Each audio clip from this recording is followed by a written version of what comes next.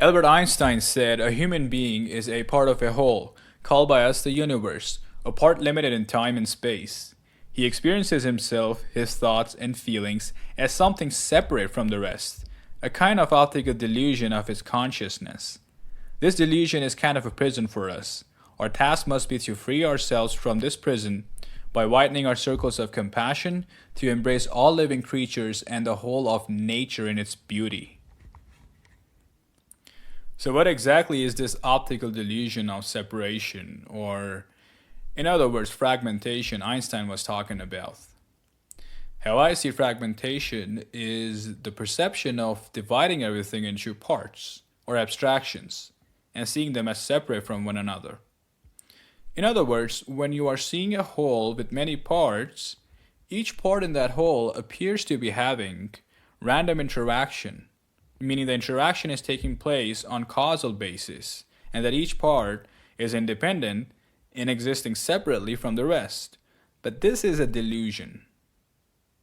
It may very well be that there is no random interaction taking place, and each part is dependent on the other parts and the whole of it. But the problem of the mind is that it creates this fragmentation and gives this optical delusion that there is such thing as separation. For example, when you look at a landscape, an ecosystem, it constitutes an organic whole. Yet as soon as we use words to describe it, we fragment it into lake, forest, soil, trees, air, animals, humans, etc. And that's pretty much what we do with everything else. Let me give you another analogy to help you understand it much better. Let's have a look at a biological cell. What you would notice is that each part in the cell appears to be having random interaction. And there's nothing inside the cell which you can say is alive. It just looks like an organic robot.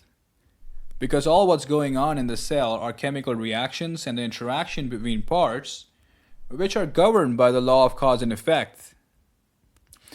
Yet we consider the whole cell alive, because it has mind-like properties. It can reproduce, it can react to its environment, it grows and develops, it can even learn, solve puzzles, and store memories according to some research. So if you look at a cell with a fragmented view, nothing would look alive about it. But if you look at it holistically, it would completely change your perception. And it's all about how you perceive the reality. And if you use these examples I just mentioned to see the whole universe as an organism, then we would get much closer to understand reality and the nature of observer in this universe. It reminds me of what Richard Feynman said. If our small minds, for some convenience, divide this universe into parts, remember that nature does not know it, so let us put it all together. But this fragmentary worldview is not just affecting the scientists who study the nature of reality, but also affecting us, the individuals. Our lives, our relationships, our professions, etc., are all affected by this delusionary division. You see yourself as a fragment in this whole, and that's the nub of the issue here. Later in this video, I will explain how it affects you and the whole society. But for now, I want to get at how we can understand this wholeness. So the question comes, how can we not make this wholeness a fragmented idea, an abstraction, a word, a concept, and at the same time understand it for what it is?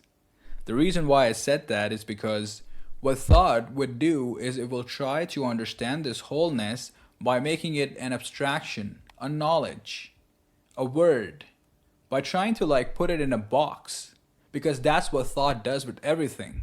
When it wants to understand something, it just divides it, makes it an abstraction, and that's not the way to understand wholeness. If we look at the origin of the word abstract, it comes from the Latin word abstractus, which means to draw away.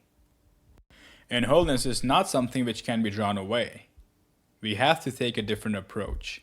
It is what I call a process of augmenting the perception. In order to perceive the big picture, you have to enhance your perception. And abstraction is not the way to get there. In other words, wholeness can only be perceived, it cannot be thought. Nikola Tesla said you can be quite insane and think deeply, but you have to be sane to think clearly. I agree with that, and I feel weapons of mass destruction is an example of deep thinking and insanity working together. In other words, if the mind is not fragmented to begin with and is perceiving the wholeness, the interconnectedness of everything, it will not even grok the idea of inventing something like weapons of mass destruction. So, clarity can only come through perception, not through knowledge or abstraction. The clearer the perception is, the more you're able to perceive the whole and not create chaos in your life and the life of others. Tesla also added modern scientists think deeply and not clearly. And I think this is why some of the statements sound absurd or unscientific to them, which may not be if they get more clarity in their thinking. So the question arises, how can you enhance your perception? Here's something important for you to consider.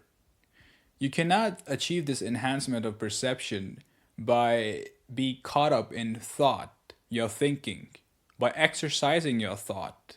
Thought is not the way to achieve this augmentation of perception. You have to go beyond it. Well, the reason for that is because all what the thought is an abstraction itself. Now, that's a topic for some other day, but you have to understand that being caught up in thought is not the way to achieve this clarity. Something that can help you is reading some philosophical stuff related with this, like Carl Jung's or David Bohm's material, or doing meditation, or even taking psychedelics, though I advise to achieve this clarity by healthy means only. Let's come back to how this fragmentation is affecting our society and the individuals. As you already know, the mind has divided everything into chunks. World, nations, races, groups, governments, professions, theories, concepts, disciplines, even the individuals. What that basically means is that we are operating in this whole as a fragment with this illusion of separation. Giles Hutchins, in his book The Illusion of Separation, explored many far-reaching consequences of this illusion. He said that this illusion is at the root of many or most ills in our individual lives and society. Let me give you a perceptual picture of this problem. Try to imagine our society as a big whole. In this society, there are different individuals, and since almost all of them are fragmented, meaning living with this illusion of separation, they are creating order in their lives which is not in alignment with the real order that the whole society needs. Meaning like they're operating as a fragment in this society and just doing their selfish things. Meaning each fragment is just interacting with other fragments with the illusion of separation and creating fragmented order, devoid of the connection to the whole. And because everyone is just doing their own thing, this creates conflict and chaos, which makes our society fundamentally destructive. I believe if anytime soon we don't wake up to this truth, the human race is destined to extinction. This illusion of separation is not just affecting the society, but it is also affecting you, the individual. When you deeply observe yourself, what you would realize is that you're nothing but conglomeration of your identities, beliefs, desires, ideas, etc. And most of these beliefs, desires are very conflicting, contradictory, and paradoxical. They are the very reason for your suffering. These beliefs, desires, identities are like separate individuals or personalities living inside you. The question is, are they in harmony with each other? And the answer is obvious, no. They're at conflict because all of them are fragmented. There's so many fragments living within a single fragment, which is you, and this is why you're suffering.